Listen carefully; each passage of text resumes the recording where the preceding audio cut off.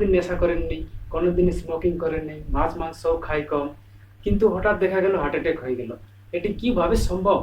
সাধারণ মানুষ যদি এই বিষয়টা না জানে, এটা রহস্যময় হয়ে থেকে যাবে।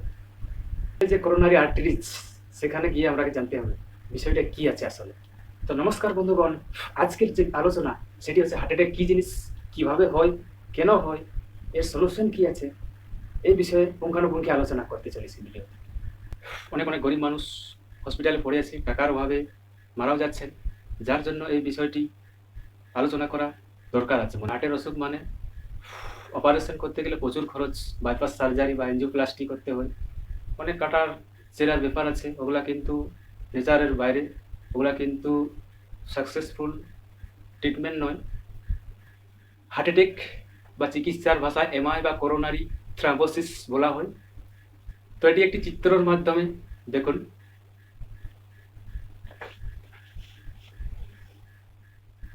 এই হচ্ছে হার্ট, এটি 250 থেকে 300 গ্রামের হচ্ছে। আমাদের শরীরে ব্লাড পৌঁছানোর কাজ করে এই হার্ট। হার্টের কাজ হচ্ছে পাম্প করা। 1 মিনিটে হার্ট 72 বার পাম্প করে এবং 1 ঘন্টায় 4300 বার পাম্প করে এবং 24 ঘন্টাতে 1 লাখ বার পাম্প করে, যার মাধ্যমে পুরো বডিতে ব্লাড সাপ্লাই দেয়। হার্টকে 1 মিনিটের জন্য কি আমরা ব্রেক দিতে পারি? না।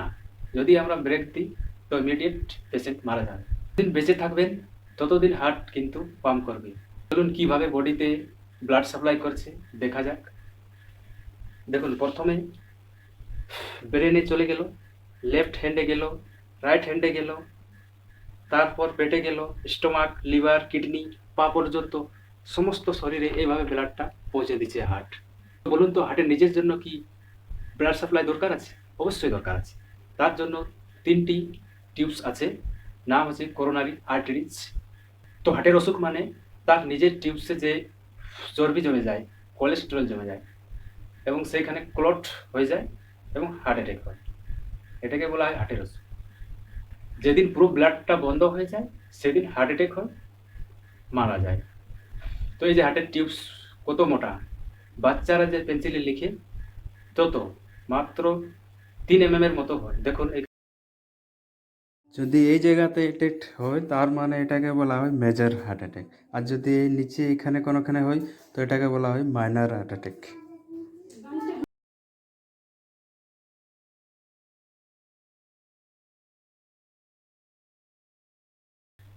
তাহলে এই ব্লকেজটা কি জিনিস, কতদিন লাগে এটি তৈরি হতে?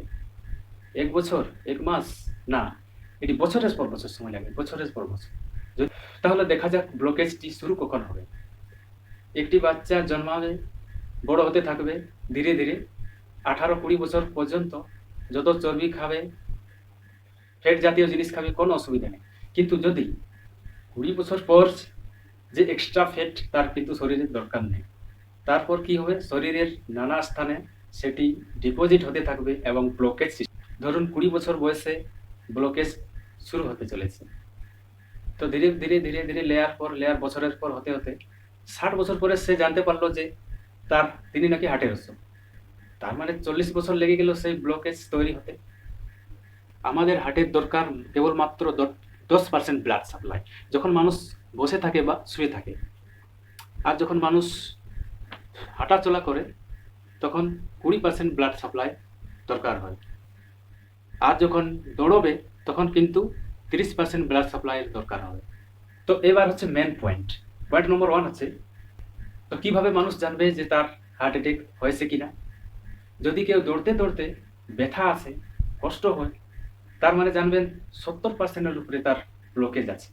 যদি কেউ হাঁটতে হাঁটতে ব্যথা হচ্ছে, ঘেমে যাচ্ছে, জানবেন 80%-এর উপরে তার ব্লকেজ আছে। ডাক্তারের ভাষায় একে বলা হয় অ্যাঞ্জাইনা। তাছাড়া ডাক্তার বলে থাকেন যে আপনার করোনারি আর্টারিজ ডিজিজ হয়েছে। যদি কারো বসে বসে খুব ঘাম হচ্ছে, বুকে ব্যথা হচ্ছে, কষ্ট হচ্ছে, জানবেন তার 10% যে ব্লাড সাপ্লাইটা দরকার হার্টের সেটাও নেই, তার থেকেও কম আছে, যার জন্য ওই সমস্যাটি হচ্ছে। তার মানে জানবেন আপনার যে তার হার্ট অ্যাটাক হয়ে গেছে।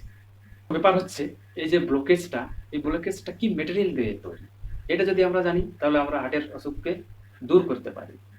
দেখুন এই ম্যাটেরিয়াল হচ্ছে, এই যে ব্লকেজ, এই ব্লকেজ কি কি জিনিস দিয়ে তৈরি, কি ম্যাটেরিয়াল দিয়ে তৈরি, এটা যদি জানি তো আমরা হার্টের অসুখকে দূর করতে পারি। তো 1 নম্বর পয়েন্ট হচ্ছে কোলেস্টেরল, 2 নম্বর হচ্ছে ট্রাইগ্লিসারাইডস। এগুলো কি জিনিস? এই সাপ্লাইটা যদি আমরা রক্তের মধ্যে বন্ধ করি তো আমাদের হার্টের অসুখ হবে না। সেটা কি জিনিস? কোলেস্টেরল হচ্ছে সমস্ত ধরনের অ্যানিমেল ফুডস, মাছ, মাংস, ডিম, এই ধরনের যত কিছু আছে অ্যানিমেল ফুডস মানে কোলেস্টেরল। তো যত ধরনের ওয়েল আছে তার সায়েন্টিফিক নেম হচ্ছে ট্রাইগ্লিসারাইডস। তার মানে বুঝতে পারছেন কোনো তেলেই কিন্তু ভালো নয়, সব তেলেই চর্বি আছে। এই দুটো জিনিস যদি রক্তের মধ্যে বেশি হয় তাহলে কিন্তু ব্লকেজ সৃষ্টি করে। উদাহরণ হিসাবে বলছি, একটি নোটের বান্ডিল আছে, তার মধ্যে রবার ব্যান্ড আছে, তো সেখানে নোট দিয়ে যাচ্ছেন, একদিন কি হবে, সেই রবার ছিঁড়ে যাবে। সেই সেম পদ্ধতি হার্টেও, যদি আমরা এই যে রবারের ব্যান্ড আছে, তো যদি আমরা ভাবি যদি এই রবারের ব্যান্ড থেকে নোট বের করে দিব, কম কম করে যদি বের করে দিই, কিন্তু রবারের ব্যান্ড ফাটবে না। সেম আমরা হার্টেও কাজে লাগাবো। এই যে কোলেস্টেরলের মাত্রা আছে, এই যে আমাদের ব্লকেজ আছে, এটাকে আমরা যদি কমাতে পারি, রিডিউস করতে পারি, আমাদের কিন্তু হার্ট অ্যাটাক হবে না কোনোদিন। এটা হচ্ছে মেন প্রসেস। তো এই যে টিউবসের মধ্যে ব্লকেজ আছে, এই ব্লকেজের ঠিক উপরে একটি পর্দা আছে। এই পর্দা হচ্ছে অ্যান্টিমাল মেমব্রেন।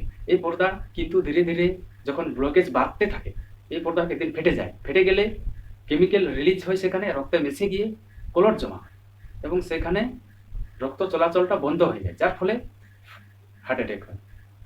তাহলে আমাদের হার্টের জন্য কি করা উচিত? প্রথমে তো সমস্ত রকমের তেল আমরা খাবো না, তেলটা বন্ধ করবো। অনেকে বলবে এটা আর কি কথা, তেল না হলে কি টেস্ট হয়?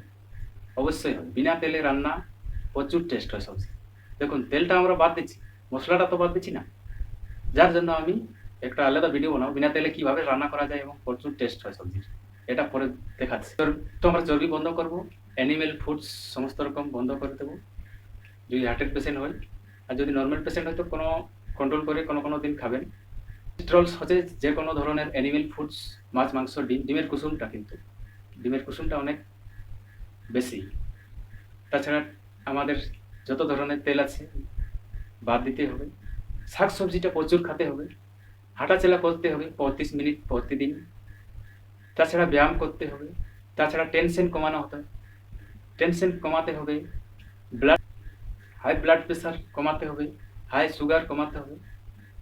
এইগুলো কন্ট্রোল করলেই আমাদের হার্টের অসুখ ধীরে ধীরে ধীরে ধীরে একেবারে জিরো হয়ে যায়। কারণ তেল যে আমাদের শরীরে দরকার, প্রকৃতি ভগবান আগের থেকে আমাদের খাবারে কিছু না কিছু তেলের পরিমাণ দিয়ে রেখেছে খাবারে। যেমন রুটিতে 1% তেল আছে, ভাতে 1% তেল আছে, ডালে 1% তেল আছে, সবজিতে 2% আছে, ফলে 2% আছে। এইভাবে প্রতিটা খাবারে কিন্তু তেলের পরিমাণ দেওয়া আছে, আমাদের এক্সট্রা তেল হওয়ার কোনো দরকার নেই। তো সিটি করোনারি এনজিওগ্রাফি একটি টেস্ট আছে, যার মাধ্যমে বিনা কাটা ছিঁড়াতে 5 মিনিটের মধ্যে বলে দেবে যে আপনার হার্টের ব্লকেজ কত পার্সেন্টেজ আছে। এটা 9-10 হাজারের মতো খরচ হয়, অনেক জায়গায় অ্যাভেলেবেল আছে এটা। আরেকটি হচ্ছে লিপিড প্রোফাইল ব্লাডের টেস্ট।